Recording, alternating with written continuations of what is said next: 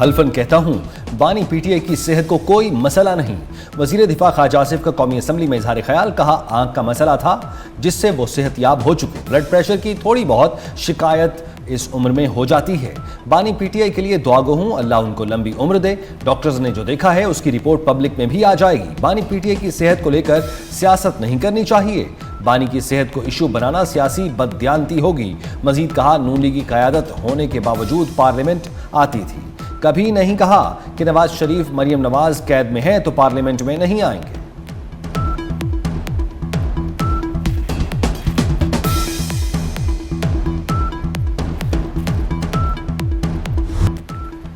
بانی P T I کا پیمز اسپتال میں طبی معائنہ، شفا اسپتال کے ڈاکٹرز اس موقع پر موجود تھے۔ وزیر اطلاعات عطا تارڑ کا کہنا ہے ڈاکٹرز نے قیدی کو طبی طور پر صحت مند قرار دیا۔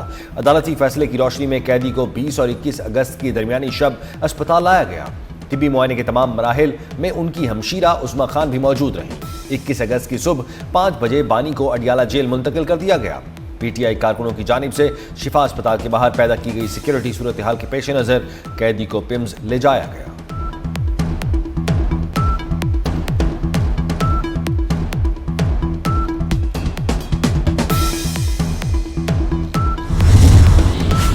پاکستان میں گوگل آفس کے قیام کی جانب اہم پیش رفت۔ پاکستان اور گوگل کے درمیان قومی ڈیجیٹل تبدیلی اور جدت کے فروغ کے لیے مفاہمتی یادداشت پر دستخط ہو گئے۔ گوگل وفد کے اعزاز میں استقبالیہ اور مفاہمتی یادداشت کی تقریب وزیر اعظم ہاؤس میں ہوئی۔ وزیر اعظم شہباز شریف بھی تقریب میں موجود تھے۔ مفاہمتی یادداشت کے تحت پاکستانی طلبہ کے لیے گوگل کے مصنوعی ذہانت کے ٹولز تک رسائی بڑھانے کے لیے تعاون پر اتفاق کیا گیا۔ ایم او یو کا مقصد پاکستان میں آئی ٹی برآمدات اور جدت کے فروغ کے لیے تعاون کو وسعت دینا ہے۔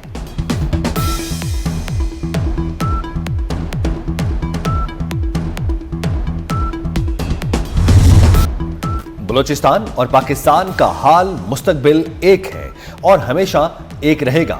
فیلڈ مارشل سید عاصم منیر کی بلوچستان کی اہم شخصیات اور سیاسی قیادت سے گفتگو، کہا فتنہ الخوارج اور فتنہ الہندوستان دشمن عناصر کے سرپرست یافتہ پراکسیز ہیں۔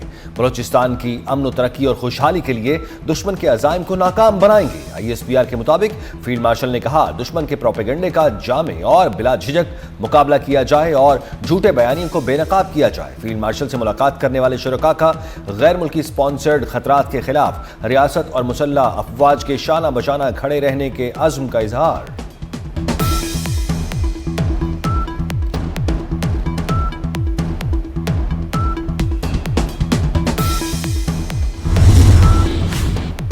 علاقائی اور عالمی امن کے لیے مشترکہ کوششیں ضروری ہیں۔ فیلڈ مارشل سید عاصم منیر کی شامی وزیر خارجہ اسد حسن الشبانی سے ملاقات کے دوران گفتگو، کہا مشترکہ سیکیورٹی چیلنجز سے نمٹنے کے لیے باہمی تعاون اور مشترکہ کوششوں کی ضرورت ہے۔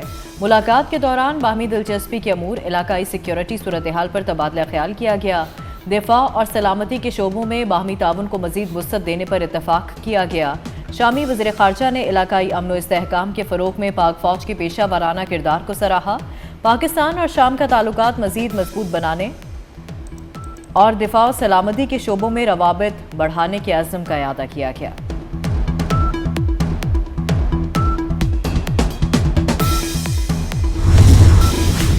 مکہ مشترکہ دفاعی معاہدہ مشرق وسطیٰ اور جنوبی ایشیا میں امن و استحکام کی ضمانت۔ سعودی عرب، پاکستان اور ترکیہ میں معاہدے نے خطے کے مشترکہ دفاع کے لیے ایک نئی بنیاد رکھ دی۔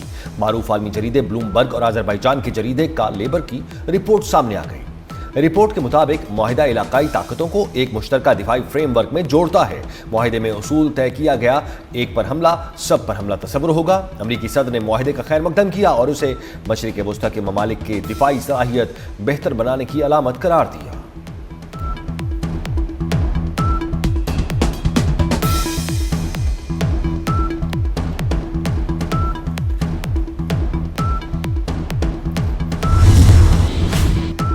امریکہ کے طیارہ بردار جہاز جارج واشنگٹن نے مشرقی وسطیٰ میں پوزیشن سنبھال لی۔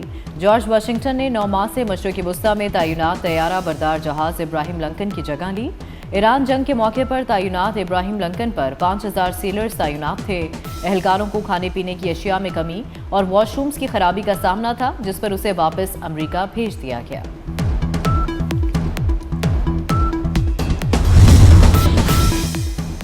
ایران کو جوہری ہتھیاروں کے حصول سے روکنے کے لیے 100 مرتبہ جنگ کرنے کو تیار ہوں۔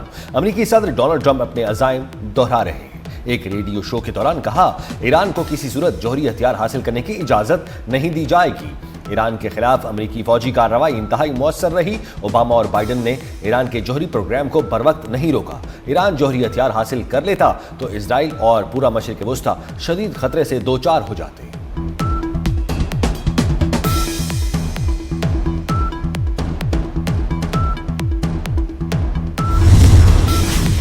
ایران سے کاروبار کرنے والے ممالک کے خلاف معاشی اقدامات کریں گے۔ امریکی وزیر خزانہ اسکاٹ بیسنٹ کا ایران کے خلاف سخت ترین پابندیاں عائد کرنے کا اعلان۔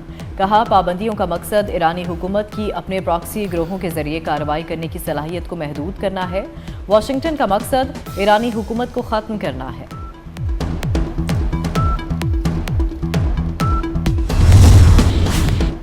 ایران پر امریکی اقتصادی پابندیوں کے اعلان کے تاثرات۔ عالمی منڈی میں خام تیل کے قیمتوں میں نمایاں اضافہ۔ برنٹ خام تیل کی قیمت 2.4% بڑھ کر $93 فی بیرل سے تجاوز کر گئی۔ امریکی ویسٹ ٹیکساس انٹرمیڈیٹ کی قیمت $88 فی بیرل سے اوپر چلی گئی۔ اماراتی مربن آئل $101 فی بیرل سے زائد کی قیمت پر فروخت ہونے لگا۔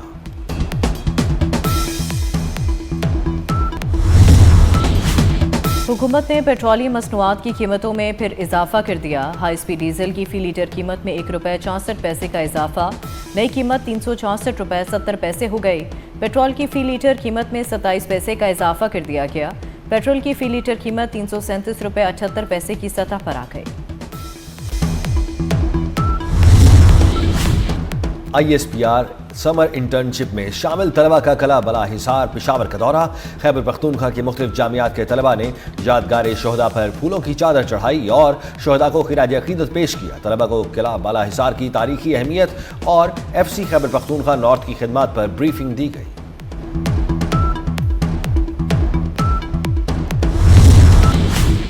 پاکستان اور دنیا بھر میں آج متاثرین دہشت گردی کی یاد اور خراج عقیدت کا عالمی دن منایا جا رہا ہے۔ صدر آصف زرداری کا دہشت گردی کے متاثرین کو خراج عقیدت۔ کہا، پاکستان نے دہشت گردی کے خلاف جنگ میں بھاری قیمت چکائی ہے۔ دہشت گردی کی بلا امتیاز مذمت ضروری ہے۔ وزیر اعظم شہباز شریف نے کہا، دہشت گردی بنی نوع انسان کو درپیش سب سے سنگین مسئلہ ہے۔ دہشت گردی کے واقعات میں تمام جاں بحق افراد کو سلام پیش کرتے ہیں۔ وفاقی وزیر داخلہ محسن نقوی نے اپنے پیغام میں کہا، دہشت گردی کا کوئی مذہب، قوم یا سرحد نہیں، یہ انسانیت کے خلاف جرم ہے۔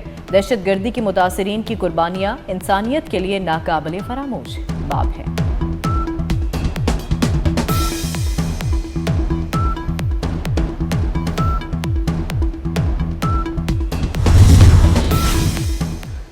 پنجاب میں پاکستان کا پہلا ہارٹ ٹرانسپلانٹ شروع کرنے کا اعلان۔ وزیر اعلیٰ پنجاب مریم نواز نے لاہور میں جناح انسٹی ٹیوٹ آف کارڈیالوجی کی افتتاحی تقریب سے خطاب میں کہا، ہارٹ ٹرانسپلانٹ کے کم از کم اخراجات $50,000 ہیں۔ مستحق مریضوں کا بالکل مفت ہارٹ ٹرانسپلانٹ کیا جائے گا۔ مریم نواز نے کہا، پورے پاکستان سے امراض قلب کے علاج کے لیے مریض یہاں آ سکتے ہیں۔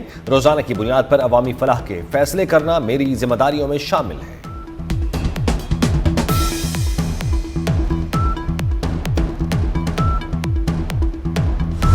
راولپنڈی، اسلام آباد میں 5ویں روز بھی تیز بارش۔ نالہ لئی کے بہاؤ میں اضافہ۔ نالہ لئی میں کٹاریاں میں پانی کی سطح 13.5 فٹ، گوال منڈی میں 11 فٹ ہو گئی۔ انتظامیہ نے پری الرٹ جاری کر دیا۔ رین ایمرجنسی نافذ۔ گولڑا میں سب سے زیادہ 61 ملی میٹر اور شمس آباد میں 50 ملی میٹر بارش ریکارڈ۔ لاہور سمیت پنجاب کے مختلف شہروں میں بادل برسنے کی پیش گوئی۔ کراچی کا مطلع جزوی ابر آلود۔ کشمیر، گلگت بلتستان اور خیبر پختونخوا میں بھی گرج چمک کے ساتھ بارش ہوگی۔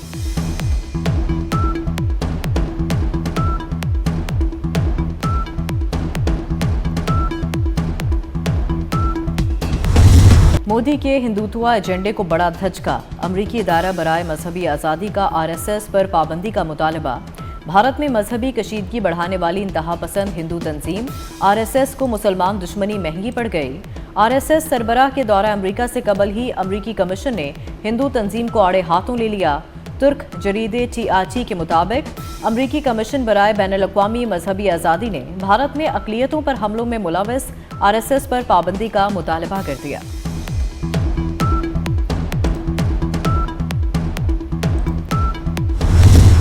لاہور میں معروف روحانی شخصیت حضرت میاں میر رحمۃ اللہ علیہ کا سالانہ عرس، چادر پوشی کے بعد عرس کی تقریبات کا افتتاح کر دیا گیا۔ ملک اور بیرون ملک سے بڑی تعداد میں زائرین کی حاضری۔ اور لیڈز ٹیسٹ میں انگلینڈ کی پاکستان کے خلاف پوزیشن مضبوط، کھیل کے دوسرے روز انگلینڈ نے 8 وکٹوں کے نقصان پر 366 رنز بنائے۔ پاکستان کے خلاف انگلش ٹیم کو 195 رنز کی برتری حاصل، ہیری بروک نے 91 رنز بنائے جبکہ جارڈن 73 رنز بنا کر نمایاں رہے۔ پاکستان کے علی عثمان نے 5 کھلاڑیوں کو آؤٹ کیا۔